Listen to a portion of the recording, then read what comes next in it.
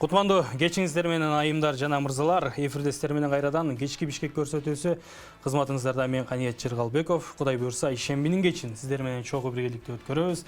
Албетте жалпы биздин жети тубундан көрүп жаткан жалпы телегөрүүчүлөргө ысык салам, жана ошондой эле YouTube аркылуу көрүп жаткан чет мамлекеттердеги кыргыз туугандарга, баарыңыздарга сиздерди чоң ысык салам айтабыз. Себеп дегенде кыргызстандыктар менен учурашып эле чет мамлекеттиктер менен учурашпай коет экен деген ойлор пайда болот экен.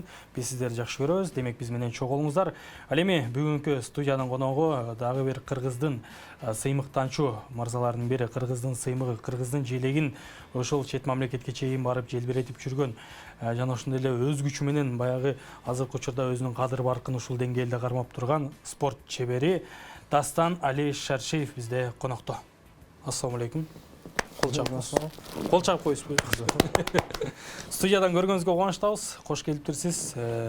Көптөн бери биздин көрүүчүлөрдөн да суранычтар болуп жатты эле сизди чакырып бериңиз деп. Маанай кандай деги эле? Жакшы. Бүгүн ишемби күн, жекшемби күн деги эле кандай өтөт сизде? Ишемби күн Спортчулар үчүн кандай өтөт болот экен? негизи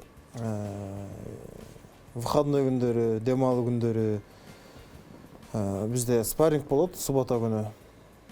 Андан кийин эле ошо дем алуу күндө көбүрөөк уктаганга аракет кылабыз.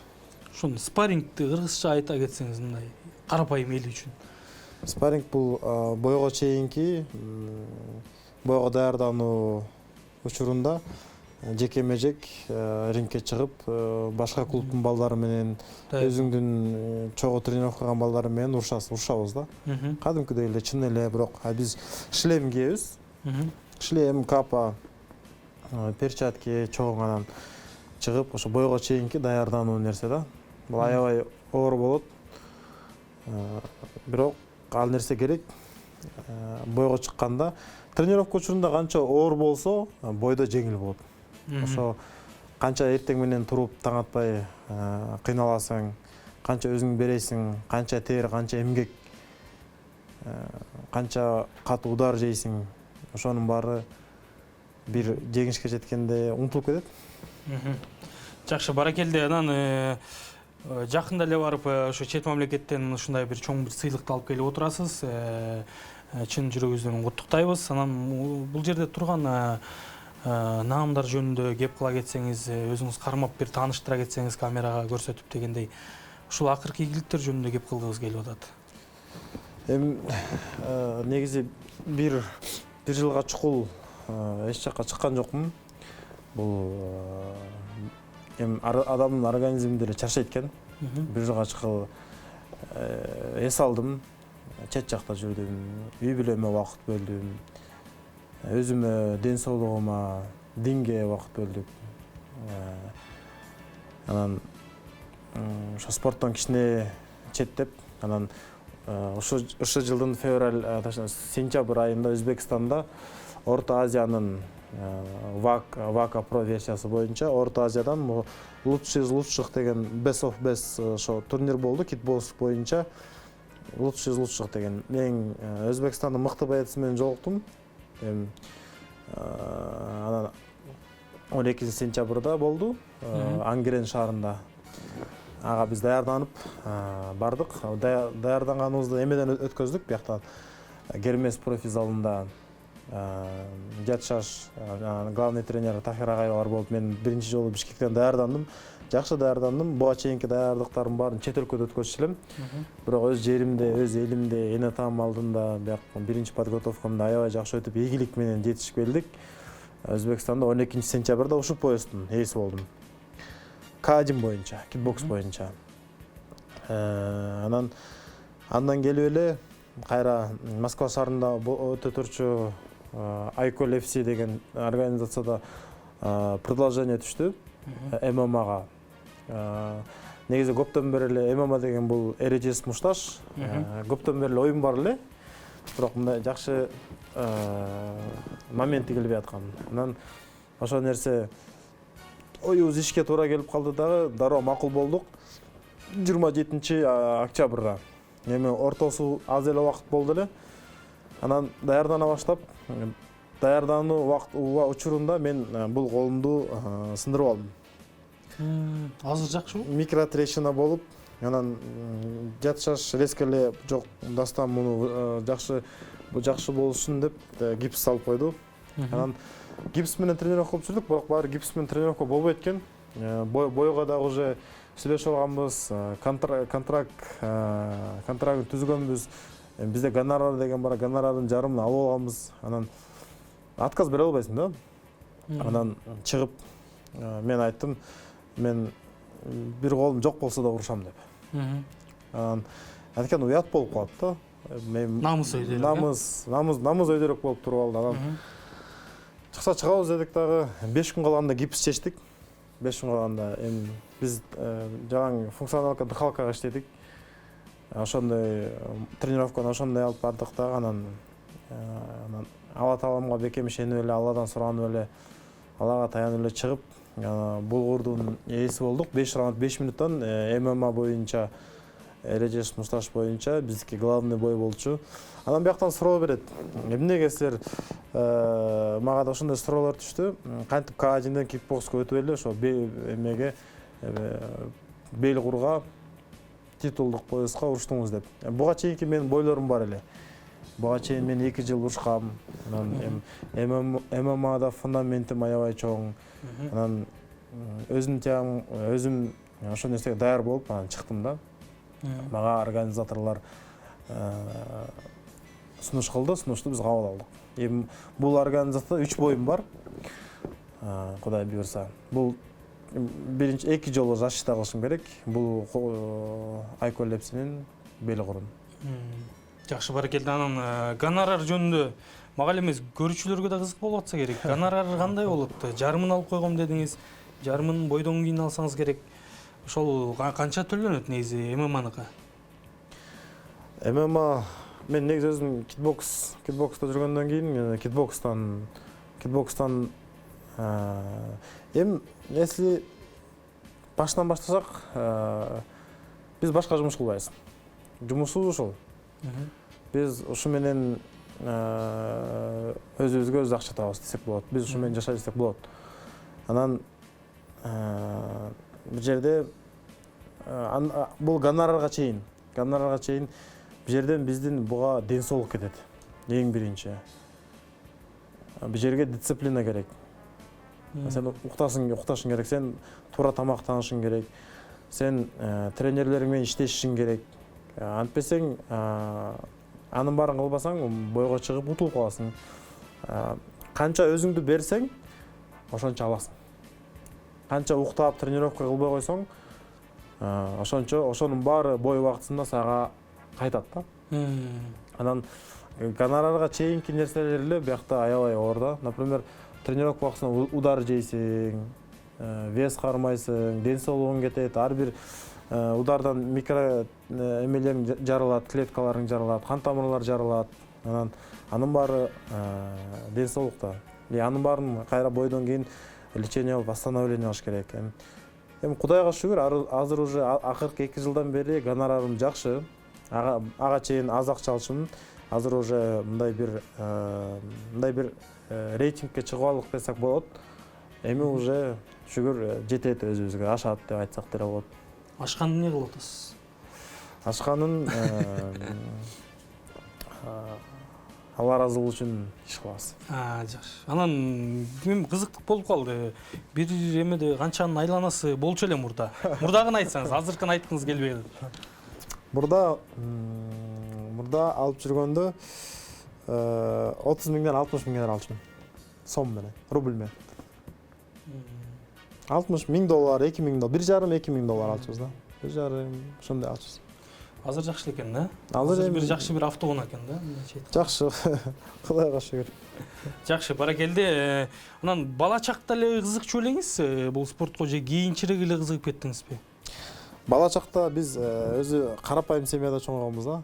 Карапайым семьяда айылда баягы эшек менен суу ташып эле үйдүн жумуштарын кылып, анан тренировка учурунда эч кандай убактыбыз жок эле. Убактыбыз жок болгондон кийин буга да кызыгуу керек экен. Анча деле эми ачыгын айтсам, анча деле кызыгым жок эле спортко. Анан бирок школда тентек болчубуз. Школда тентек болуп, школду дагы эрте окуй алганбыз. атабыз чыгарып алган эртеле. Кой балам, сен аман эсен керексиң, окусаң окуй эле кой деп. 6 саның аман болсун деп. Анан бул спорт кандай баштады? Биз ошо жаш кезибизде аябай иштеп, эмгектенип чоңойдук да. Анан ошо иш кылып жүрүп белимди ооруп алгам. Белим грыжа болуп, аябай 7 сантиметр грыжа болуп, ошондой болуп, мындай кыймылдаган оор болуп калган. Анан больницага көрүнүп, больницадан больницага чуркап, деле аякпай койдум. Өзүм жаш. 17-18 жаш. Жаш бала. Анан эч нерсе көтөрө албайм. Болбойт. Көтөрсөң ооруп каласың. Бүгүн көтөрсөң, уже эртең тура албайсың. Анан тияка бардым, баш аякпай койдум. Анан бир врачпы, бирөөлөр айтты, сага бир эле физкультура жардам берет. Анан спортумдун башы башталганы бул физкультурадан башталган. Ден соолукту караш үчүн башталды экенсиз. Грыжа болуп ооруп, анан ошондон мен тренировка кылып, анан өзүм мындай ар бир адам, например, чоңойгондо өзүнүн жолун табыш оор экен да. Анан мен ошо спорт менен машыктым да, спорт мага ушундай жакты, ушундай берилип кеттим. Ошол учурда келдик да. Жакшы, баракелде. Биздин көрүүчүлөрдөн келген суроолор бар. Ошол суроолорго жооп берели. Анан бүгүн спорттон тышкарыдагы бир кенен кесир маек кылалы деп атабыз. Сиз менен чогуу биргеликте. Биринчи суроодон баштай берели. Бизди негизи чет мамлекеттен көргөн кыргыздар өтө көп. Айжан деген замандаш жазган экен, Москвадан жазган экен. Саламатсызбы байке, ишиңизге ийгилик каалайбыз дейт. Сиз менен сыймыктанабыз. Мен дагы инимди сизге берип тарбиялатсам болобу? Кандай жолдор менен тарбиялай аласыз деген экен. Саламатчылык Айжан. Өзү Москвада, иниси Кыргызстанда окшойт, мен билишим боюнча. Саламатчылык Айжан, анткени мен спорттук карьера Москвада башталган. Москвада туугандарды мен жакшы билем, акыбалын. Москвадагы туугандарга баарыңарга салам. Иштериңерге ийгилик. Бөөдө Кыргызстан мекенге кайтып келишиңерге тилектешим. Анан биз жаштар менен иштешебиз. Жаштар биздин келечегибиз. Мен муну буга чейин эле айтып келгем. Мен бирден бир максатым ошо жаш муундарды тартиптеп туура жолго, туура багытка тартиптеп чоңойтуш. Биз ушу жылы же эмдиги жылы Бишкек шаарынан өзүбүзгө тиешелүү зал ачабыз. Уже жаш муундарды тренировка кылып баштайбыз. Негизи бул оюм Москвада бар эле. Москвада ачам деп ушул жылы аябай аракет кылдым, бирок айланып келип эле баары каражатка келет экен. Москвадан ача албай калдым. Эми ушул жылы, эмдиги жылы Бишкек шаарынан ачып, жаш муундарга кызмат кылабыз. Жакшы, кийинки суроо келген экен. Мырзахмат деген мырзадан келиптир. Али, ишиңе ийгилик каалайм, биз сени колдойбуз, ар дайым бар бол дейт. Телефон номериңди кантип алсак болот деген экен. Кандай кылып сиз менен байланышса болот? Мырзахмат деп мен байкашыма караганда улуу эле байке окшойт. Мырзахмат байке, assalamu алейкум. Байланышсаңыз болот. Интернет аркылуу, Интернет аркылуу жазсаңыз мен бир жерден жооп берем. Рахмат, ошо колдоп турган, анткени ушу вроде бы эки эле сөз, молодец, колдойм, но эки эле сөз, бирок адамдын көңүлү мен үчүн аябай даражалуу дух берет, вроде мындай эки эле сөз. Молодец, там красавчик деген, бирок эми биз үчүн ошол мындай аябай эме да. Акчадан алтындан да кымбат. Жакшы. Баракелде, кийинки суроо Нурбек деген замандаштан келген экен. Али, ишиңе ийгилик каалайм дейт. Спортто эң оор бою кайсыл күн болду эле эстей кетсең дейт. Бул акыркы боюм оор болду. Эстей кетсеңиз, кайсыл учурлары? Акыркы боюм мына октябрдын 27-си Москвада өткөздүм, анткени колумду сындырып алгам. Анан бул жерде выбор болду. Мен мына Кудай көрүп турат, бул нерсеге баарын койдум. Баягы орусча айтканда бабанк деп коет. Же чыгып өз даражабызды дагы даңазалап кетебиз, же өз даражабызды чүрөбүз. Экөөнүн бирөө болду. Алла Таала бизге ушуну сыноо койду. Эми ар бир нерсе Алла Тааладан болот экен. Сыноо ар кайсындай акыбал Алладан келет. Анан бул нерсени биз Алладан деп билдик, бирок башыбызды ылдый салган жокпуз. Жакшы тренировка, жакшы формада эмес элем. Бирок Аллага ишенип туруп эле өзүбүздүн намазыбыз менен чыктык. Анан мен үчүн бирден бир ушул бою деле акыркы боюм оор болду аябай. Жакшы, баракелде. Кийинки суроо Фатима деген замандаштан келиптир. Турциядан жазган экен, мекендештердин бири деп айтсак болот. Саламатсызбы Али байке дейт, ишиңизге ийгилик. Ар бир бойго барганда мамлекет тарабынан канча сомдон бөлүнөт дейт. Ар бир бойго барганда мамлекет тарабынан мага 1 да сом бөлүнбөйт. себеп кандай? Мамлекет мен эч кандай аласа бересем жок. Бирок мен кыргыздын жаранымын. Кыргызстанда төрөлгөм. Кыргыз деп болгон күчүмдү, кыргыз деп болгон теримди, кыргыз деп кыргызды коргогонго керек болсо каныбыз, жаныбыз менен даярбыз. Анткени бул менин мекеним, бул менин Кыргызстаным. Мага окшогон канча деген жаш муундар, спортсмендер кыргыз деп келен, кыргыз деп кетет. Анан биз ушундай мамлекетибиз бар экенине ыраазыбыз. Мамлекетибизде мына жакшы президент келди. Мен президентти аябай ишенем, президентти аябай колдойм.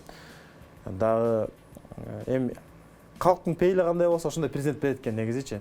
Бул 50 жылда эл өзгөрөт, 100 жылда жер жаңырат дейт. Бул биздин азыр уже башка цивилизация, башка өнүгүүгө кетип бараткан жолубуздабыз да.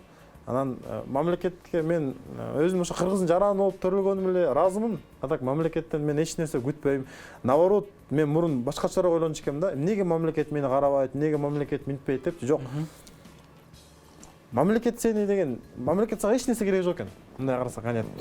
Мамлекет сага айтпайт экен, дастан таң атпай туруп намаз оку, же дастан саат 12-де китеп оку, мына илим алсаң билимдүү болосуң, билим алсаң эки жакка барасың. Сага мындай мамлекет эч нерсе сага мындай акысыз жок экен да. Адамдын өзүнөн болот экен баары. Мен азыр ушинтип айтсам, кээ бир телекөрүүчүлөр түшүнбөй калышы мүмкүн. Биз мамлекетибизден эч нерсе бүтүп кереги жок. Анда мамлекетке кошумча салышыбыз керек. Биз наоборот мамлекет өнүгүүсүнө биз таяк болушубуз керек, тирек болушубуз керек. Сиз Кыргызстандын желегин желбиретем деп барып атасыз, мисалы чет мамлекеттерге. Анан кайсы акча менен барасыз? Ким колдойт? Буга чейин ошо мен бир бул мындай суроо бердиңиз, мамлекет жагынан деп. Именно мамлекет жагынан мага эч кандай жардам болгон эмес. Мамлекеттин жардамына мен муктаж эмесмин. Жардам спонсор кыла турчу биздин момун байкелерибиз бар. Жөнөкөй эле бизнесмен, спортко кайдыгер карабаган ошо байкелерибиз бар. Ошолорго Алла таалам разычы болсун демекмин. Байкелерибизге рахмат. Ошо спорт Жекешкерлер эле? Жекешкерлер жөнөкөй эле карапайым. Анын дагы ичинен мындай болот. Эми ушул интервью мен айта кетейин. Эми ачык эле сөз, бул сөздө уят жок дейт. Баягы акчасы чачылып, акчасы чөнтөгүнө батпай турган адамдар бар да. Андай адамдар чыгара албайт да. Анткени акча деген жаман нерсе жүрөккө кирип кетет да. Аны уже адам чыгара албай калат. Берейин дейт, бирок бере албайт. Бирок ошол эле адам башка эс алуу жагына чыгарса, блин, ушундай чыгара берет да. Ушундай чыгара берет. Өзү байкап алат. Санабай чыгарат. Санабай чыгарат. Бир кайф кылам десе санабай чыгарат да, кечирип коюңуздар. Ошундай адамдар бар. Өзү кыйналып, жоктон бар кырып, ошо бир нерсеге жеткен. Ошондой адамдар бар. Ошолор байке, ошондой байке саналуу эле да, Кыргызстанда бар. Ошолорго рахмат. Анткени ал өзү ошондой ситуациядан көтөрүлгөн. Ошондой ситуациядан. Ошондой эле айттым, ошондой акчасы чачылган көп байкелерибиз бар. Жүрөккө кирип кеткенин чыгара албайт. Анан биздин ошондой байкелерибиз бар, бирок биз анан мамлекеттин эч нерсесине муктаж эмеспиз. Мамлекетибиз бар экенине шүгүр. Биз кыргыз деп кызмат кыла беребиз. Тилибиз бар өзүбүздүн, Тилибиз бар, желегибиз бар, ак калпагыбыз бар. Анан бир суроо бергим келип атат. Оозуңуздагы тактардан, кулактагы тактардан ушул ден соолукка кандай терс таасирлер тийди? Дененин кайсыл мүчөлөрү эмне болду эле, кайсыл уруш учурунда дегендей? Бул баарына эле кызык болуш керек. Суроону туура бердиңиз. Ооба, ар бир нерсе алыш үчүн бир нерсе бериш керек. Бир нерсе берип туруп аласың. Магазинге деле барсаң ошондой. Биринчи акчаңды билесиң, анан аласың. Спортто деле ошондой. Бирок мен ойлойм, мен ден соолугум азыр жакшы. Мен эч жерим оорубайт. Спорт менен акшам канча удар жесем дагы ошончо ден соолугум карап жүрөм. Бул бир. Экинчиси, канча деген башка балдар бар. менден көп жери ооруйт. Бирок ал спортсмен эмес. Бир жерден башка жеген, бир жерден геморрою бар, бел ооруйт, баш ооруйт, колу сунган, оозунда тиши жок, мурду сунган. Бирок рингке чыккан эмес да, баары эле башка жактан болуп калган. Анан спортто канча удар урсаң, ошончо жейсиң. Бирок мен спортты тандап алгам. Мен билем ден соолугум эмне үчүн кетип аткан. Бул жолду мен мага бул жолго эч ким түрткү болгон эмес. Эч ким бул жолду сен тандап ал деп жок. Мен эркек болгондон кийин буну өзүм билип, жакшы ойлонуп, ошо профессионалдык спортты тандап алгам.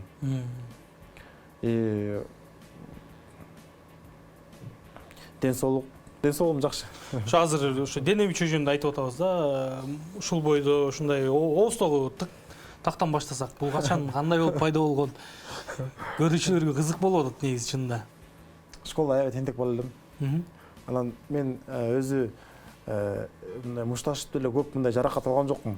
Мушташып элекке жатып эле школдо, баягы студент кезде эле жаракаттарым көп да. Эмеден болгонум, спорттон болгонум, колум эле сынды. Багыш колум мунусу сынды, боокө сынды, бармак сынды. Анан баягы эле бул колум сынды. Бул колум операция болгон, вообще сынып кетип. Чыканагым ооруйт. Анткени биздин колубуз главный эме да. Ушу менен урабыз да. Анан катуу урганда баш шашка тийип калат. Бул спортсмендер түшүнөт. Анан эми сен урганда снайпер эмесиң да, точно аткандай. Сен уруп бараткан тиги быйта бет, анан баш катуу. Башка тийип, колдору сынат. Колум эле, колдорум сынып, калган дери баарым шүгүр. Жакшы, баракелде. Кийинки суроолорго кезек берели. Кийинки суроолор дагы биздин чет мамлекеттен келген суроо экен бул жерде. Стамбул шаарынан жазган экен. Али байке, ишиңизге ийгилик каалайбыз. Бул чөйрөдө жүргөнүңүзгө канча жылдын жүзү болду? Спортту тандап алганыңызга өкүнгөн учур болобу дейт. Эми спортту уже тандап алганыма өкүнбөйм деп жооп бердим. Бул чөйрөгө 20 жашыбыздан баштадык. 20 жашыбызда уже профессиональный рингке кирип, уже чоң турнирлерге Кыргыздын жерегин желбирете баштаганбыз. 19 жашыбызда баштадык. 19-20 жашыбызда. Биз тез эле баштап, тез эле өмөтүп кеттик, өздөштүрүп кеттик. Бизге мындай билем, Алла Таала бул үчүн жаратканбы, бизге оңой болду да. Мындай өздөштүрүп кетиш. Адам шыгы бар деп коебу, бизге оңой болду. Бизге бул нерсе жакты. Анан мындай кээде баягы ооруп калган учурда же бир башка бир катуу удар алып калган кездерде ушундай өкүнгөн учур болобу, мындай бир отуруп? Ооба. Сиз өзүңүз да спортсмен окшойсуз. Спорттун ошо шахмат боюнча. Билет экенсиз да. Мындай болот. Ошо спарринг деп айтпадымбы жана, беттеш убактысында эми ар кайсында мен Москвада чоң залдар бар, Груша деген. Анан бир 4-күн сайын ошо барып Груша деген залга жалаң профессиональный боксерлор келет да. Күчтүү боксерлор. Анан биз барабыз, чоң перчатка, чоң шлем, капа кийип алып. Бокс. Шлем, капа кийбесең болбойт. Андан кийин ошо аякта ушундай кичинекей мынчалык балдар бар. Вроде 58 килограмм, бирок ушундай урат, урганда 100 урат да. Башын тек жактан барып карап койсоң болот да.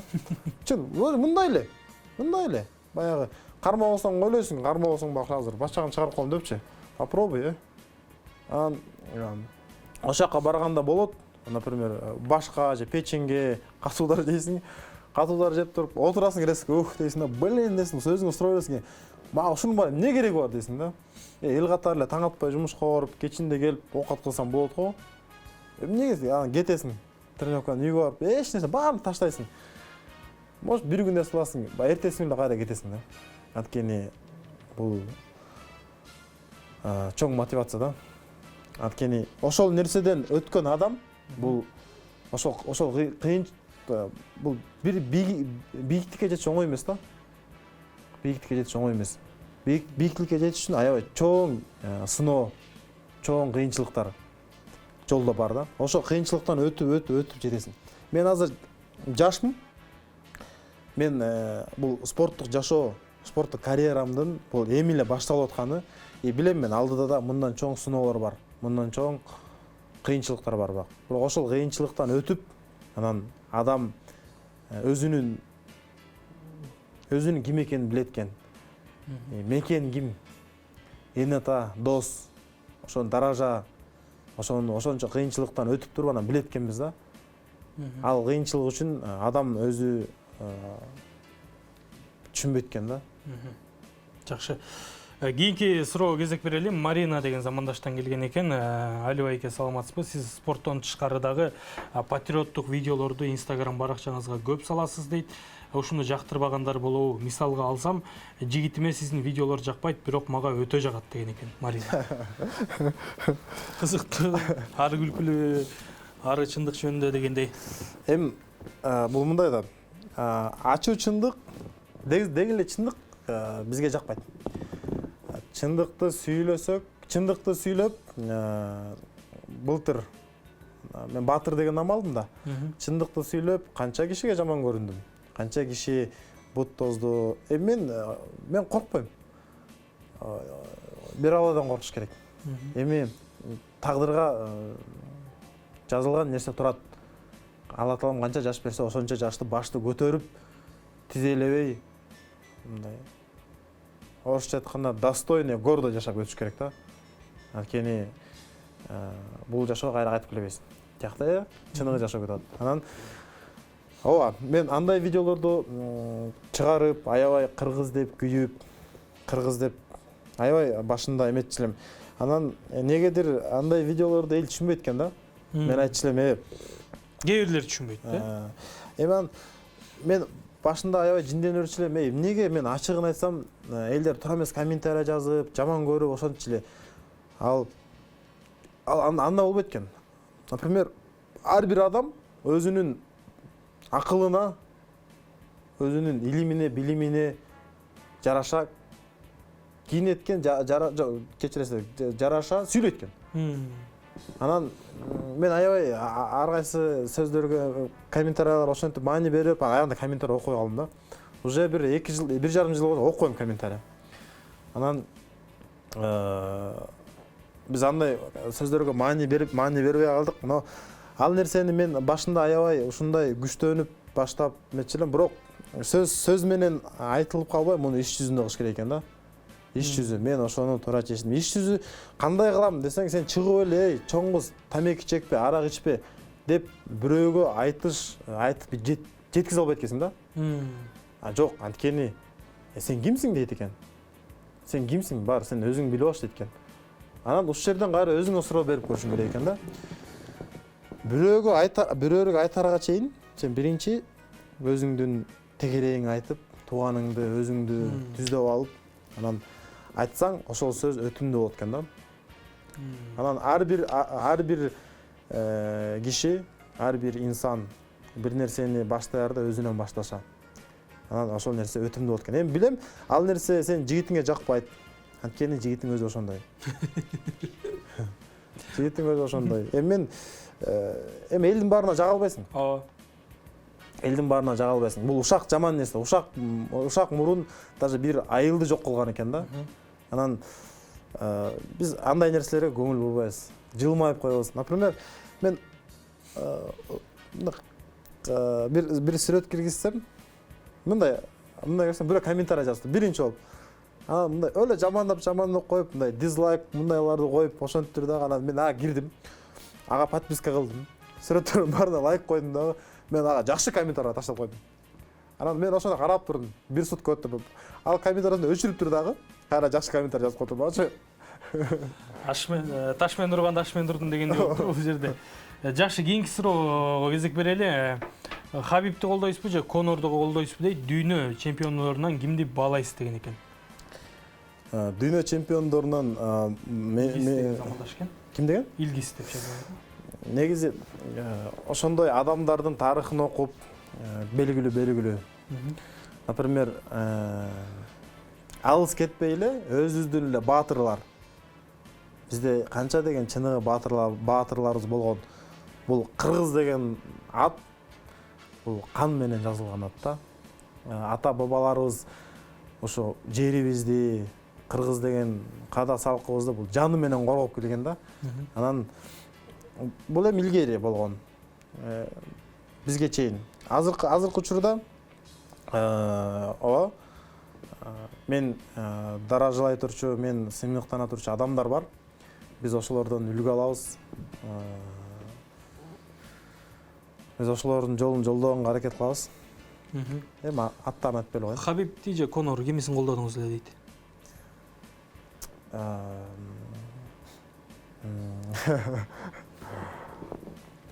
Конор беле. Эми колдодук эми.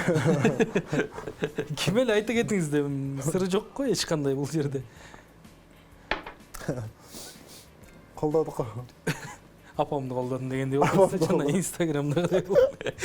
Жакшы, баракелде.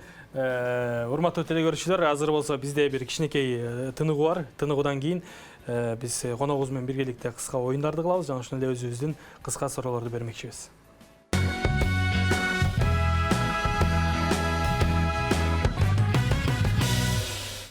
Жакшы, урматтуу көрүүчүлөр, көрсөтүүнү алдыны көздөй улантабыз. Бүгүн бизде студияда конокто спорт чебери Дастан Алишер Шеев отурган кези.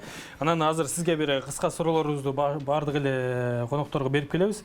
Сиз варианттарын тандайсыз. Эки вариант айтабыз, бирөөсүн тандайсыз. Чабыш же тебиш? Тебиш. Айыл же шаар? Шаар болуп калды уже. Жарма же айран? Айран. Беш бармак же гүлчөтай?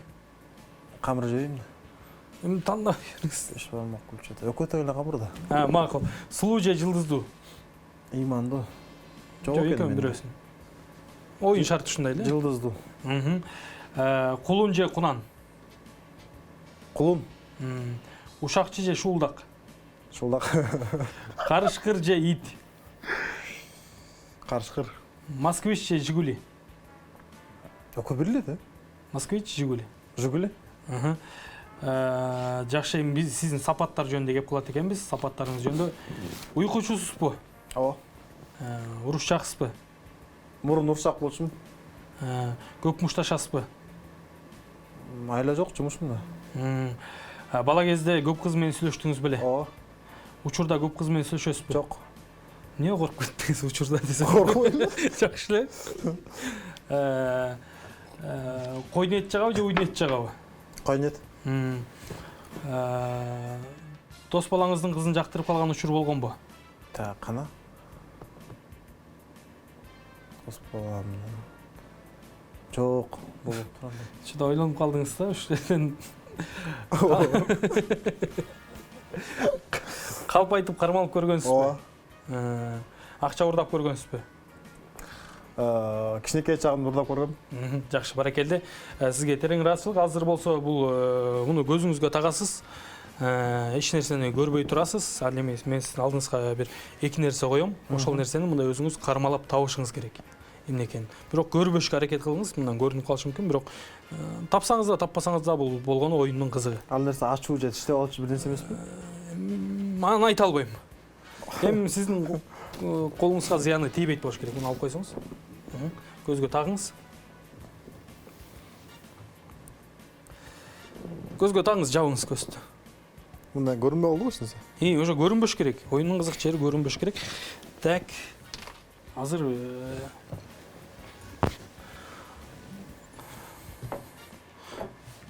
биринчисин айтайын. Бирок тиштебеши мүмкүн. Мен өзүчү негизи коркокмун да. Анан кантип мушташып жүрөсүз? Апам айтам деп элеби? Бул мындай атайын банканын ичинде салынып турат. Акырын колуңузду алып келе бериңиз. Жөн эле кое ушундай. Жок, эми бул болгон оюн, колго зыян тийбейт. Точно. Эми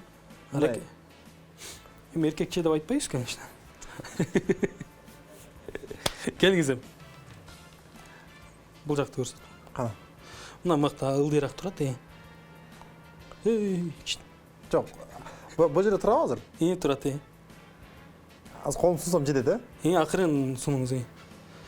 Банканын ичинде бул. Чыгып кетет. Чыгып кетпесин. Ушунун ичинде да, ичинде. Бул жеңил нерсе экен. İçindegисин табыңыз. Колуңузду акырын салыңыз бирок. Чыгып кетип барат. İçine колуңуз. Бул эмне май экен, Жок, бул майлар чыгып кетиптир деген. Эчелүү болчу ушуну. Жок. Келиңиз, акырын мындай банканы кармадыңыз эми içine салып көрүңүз. Жөлүн.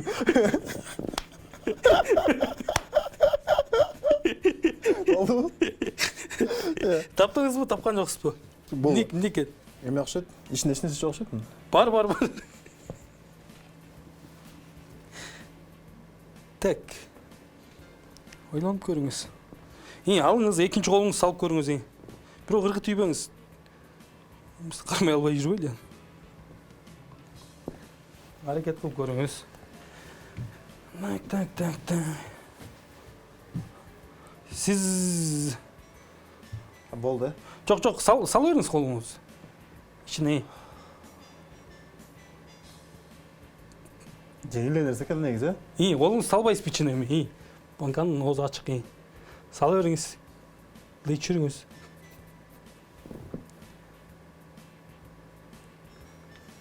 Эме экен бул. Кел экен бул. Жытына билип калдым. Колдон окшойсу. Чачка. Ушундан ушунча оттуңузбу? Келиңиз, табыңыз, мен кийинкини коем. Кийинкисин жакшылап кармалап тапканга аракет кылыңыз. Бирок жыттамай жок кийинкисин. Жыттасаңыз табылып калышы мүмкүн. Ошол себептен бул болгон оюн. Бул эмне? Бул айтсам таба аласыз да. Чакпайт, иштебейт. Оорубайт. Денем оорубайт, Денеңиз билбейм, менин денем оорубайт мисалы. Анда меники оорубайт. Тарелканын ичинде турат бери. Бул тарелка, Тарелканын ичинде. Тарелканын ичинде. Жерге коюп алыңыз, текип түшүп кетпесин. Кандай секип түшүп кетпесин, Чыштап көрөйчү, Акырын. Чочуйт. Колуңузду салып көрүңүз.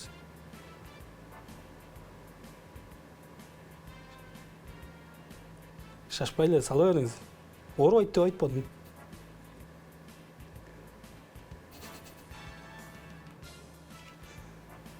Жыттамай жок. Жыттанбайт экен бул, Жыттанбайт да. Жууп келгенбиз да. Ун го бул, Un эмес. Un бул. Un эмес, ал un жанында турат ал. Читейт деп ойлоңуз. Un мына, un. Un эмес. Un экен, Ундун жыты ушундай. Un бола бул. Жок, унга окшош. Жакыныраак. Болду un мына. Un эмес. Ошо унун ичинде бир нерсе барбы? Un эмес, унга окшош нерсе. Ичинде эч нерсе жокпу? Бар. Ошол сиз кармаган нерсе un эмес, бирок унга окшош. Ошо унун ичинде эч нерсе жокпу? Жок. Анда кармай берейин, Кармайбыз. Un мына. Бул сода. Sen жөн эле окуп турсуң. Жакшы, баракелди. Сен психология окуп келсең. Азыр мындай кылабыз, бул жерге экранга көңүл бурабыз. Экранга сүрөттөр чыгат. Ошол сүрөттө эки адамдын сүрөтү катылган. Ошол эки адам ким экенин табышыңыз керек. Экранга бизге сүрөт чыгарып берсеңиздер. Бул жерде эки атактуу инсандын сүрөтү турат. Булар ким деп ойлойсуз? Эки адам. Башта жана ырчы экен. Ким? Ырчы жигит жанагы. Кайсы ырчы жигит? Атын билбейт экен. Ырчы жигит да. Ылдый жагыч. Ким бул? Таанымал эле ырчы жигиттер экөө тең эле. Экөө тең ырчыбы? Экөө тең эле таанымал эле. Үстүн тааныдым, астын тааныбай атам да. Үстү кайсырларды мындай? Жанагы ырдайт го. Көптөн бери эле. Бул жигит сырттан тааныйм мындайчы. Жакында үйлөндү окшойт. Бегиш. Ошолордун бирөөсү го дейт. Баястан. Ошолордун бирөөсү. Баястан, үстү баястан экен, асты дагы бир ырчы оозунан күлгөндөн билинип атат. Популярдуу ырчылардын бири. Билбейм. Сүрөт чыгарып берсеңиздер, балким таанып каласыз. Жообун чыгарып берсеңиздер. Жанагы. Данияр Эрматов. Тааныйм. Данияр Эрматов менен Баястан. Жакшы, баракелди. Кийинки сүрөттү коюп бериңиз. Кийинки сүрөттү тапканга аракет кылыңыз. Ким бұл? Танымаймын мен бұны. Харакет кылып көрсөңүз. Үстібашта Ардыбашқа ғой. Асты Омар мұн. Иә, Асты Омар. Омар дейсиз бе? 100% Омар. Досым да. Омар бұл? 100%. Омар. Жакшы, анда жакшы. Досуңузду аябай жакшы билет экенсиз. Үстүчү? Үсті ким бұл? Чач жоқмыш қой.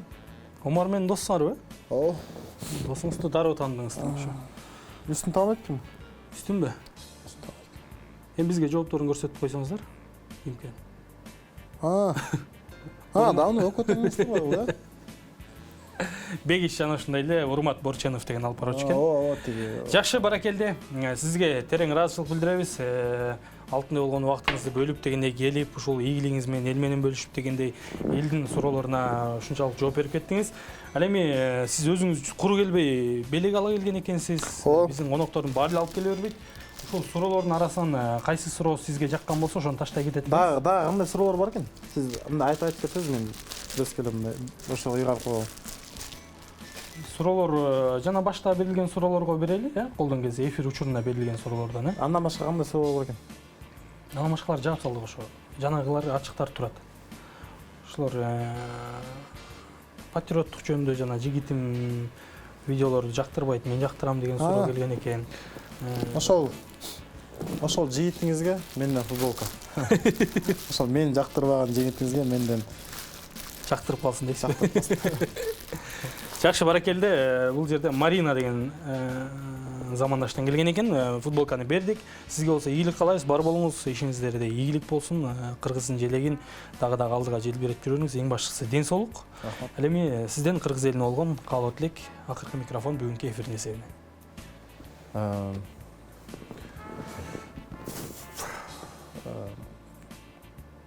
Кыргыз өзү аз эле элбиз. Анан эч качан бөлүнбөй, урушпай, талашпай, бири-бирибизге көрө албастыкты токтотуп, ынтымакта өзүбүздүн туугандары менен, эне атабыз менен, кошуналарыбыз менен ынтымакта, сый урматта болуп, эч качан бирөөнүн акысын жебей, эч качан бирөөнүн көңүлүн калтырбай, жакшы өмүр сүрөлүк. Ошо эми айта турчу сөзүм эле ошол. Баракелде, сизге терең ыраазычылык билдиребиз. Дагы да болсо буюрса, алдыда жакшы жаңылыктар менен, жакшы ийгиликтер менен келиңиз дейли биздин эфирге. Урматтуу телекөрүүчүлөр, бүгүнкү студиянын коногу спорттун мыкты чебери, Кыргыздын желегин алыскы мамлекеттерге чейин желбиретип жүргөн Дастан Али Шаршеев болду. Биз болсо, Кудай буйрса, кийинки шемби күнү дал ушул убакта амандашабыз. Эфирден амандашканча аман туруңуздар.